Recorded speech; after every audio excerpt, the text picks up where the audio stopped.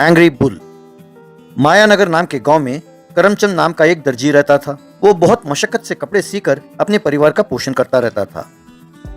उसी गांव में कटप्पा नाम का एक सांड था। वो किसी से कुछ नहीं कहता, पर यदि कोई बाइक पर तेजी से जाता तो ये सांड उसका पीछा करके उसको डराता रहता था। उस आसपास के गांव में दो दादा रहते थे। उनका नाम था विक्की और लकी। लोग उनसे डरते थे और उन्हें मामूल देकर लोग बड़े दुखी रहते थे। वे दोनों एक बार बाइक पर उस गांव में आए। वहाँ एक दुकानदार से लकी, अरे सुन, अब ये 1000 रुपए दोगे तो नहीं चलेगा, 1200 रुपए देना होगा वरना हमारे हाथों मरेगा। वो आदमी पैसे देने ही वाला था कि एक एसआई वहाँ आया। तुम दोनों के चलन कुछ ठीक नहीं है। अगर तुम लोगों ने अपना धंधा नहीं बंद किया तो अंदर बंद कर दूंगा, खबरदार। क्या सर, आप भी सवेरे सवेरे, आप जानते हैं कि आप किससे बात कर रहे हैं? आप अपने आप को सिंघम का अजय देवगन समझते हैं क्या? हम कोई धंधा नहीं कर रहे हैं सर, हम सिर्फ लेन देन के काम करते हैं। क्यों भाई, अभी जो तुमने 1200 रुपए दिए हैं वो ब्याज के पैसे ही है ना?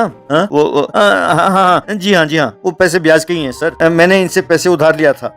देखा सर कि वो क्या कह रहा है। वैसे भी हमारे खिलाफ कंप्लेंट कोई देगा ही नहीं, क्योंकि हम बहुत ईमानदार लोग हैं। जाइए जाइए सर, अपना काम कीजिए।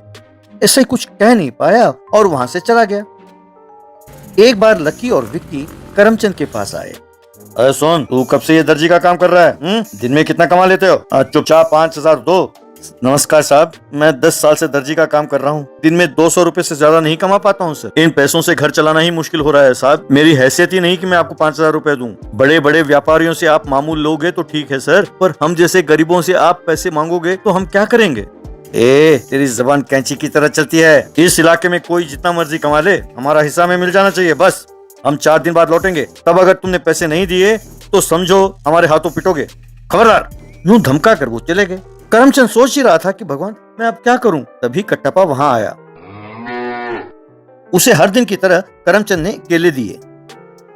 इतने में एक बाइक को तेजी से आता हुआ देख कटप्पा उसके पीछे लग गया। ये देख करमचंद के दिमाग में एक उपाय सूझा। तुरंत एक लाल पैंट और लाल शर्ट पहनकर, हेलमेट पहनकर कटप्पा के पास आया। एक डंडा लेकर कटप्पा को छेड़ने लगा। बस उसे बहुत गुस्सा आया। वो करमचंद के पीछे पड़ गया तो करमचंद भागने लगा। यूं वो हर रोज उसे छेड़ने लगा। बाद में करमचंद लकी और विक्की से मिलकर, साहब, आपने जो 5000 रुपए मांगे हैं उसे देने के लिए थोड़ा वक्त चाहिए। अगले सोमवार को आइए तो मैं आपको पैसे दे दूंगा। आपके इस दया दृष्टि के बदले में मैं आपके लिए एक कपड़े सीकर लाया हूँ सर। ये लाल कपड़े ही लेटेस्ट फैशन हैं, कहकर उन्हें कपड़े दिए। सोमवार को लाल रंग के ड्रेस में, सिर पर हेलमेट पहनकर बाइक पर दोनों करमचंद के दुकान पर पहुंचे। वाह, एकदम फिल्मी हीरो दिख रहे हैं सर दोनों।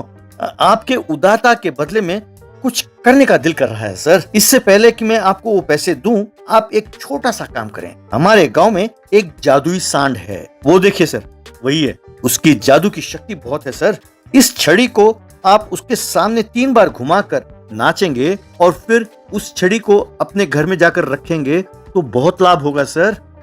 अरे, तुम हमारे लिए ना सोचते हो, धन्यवाद। जरा वो छड़ी देना, कहकर उससे छड़ी लिया।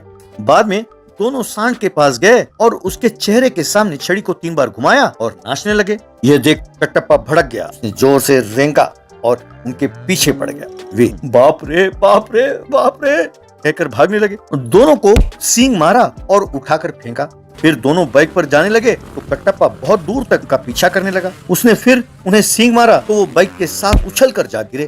फिर उठकर भागने लगे तो कटप्पा उनका पीछा करने लगा। उस सांड के डर से उस गांव में वो फिर कभी नहीं आए तो करमचंद के साथ साथ गांव वाले भी चैन की सांस लेने लगे।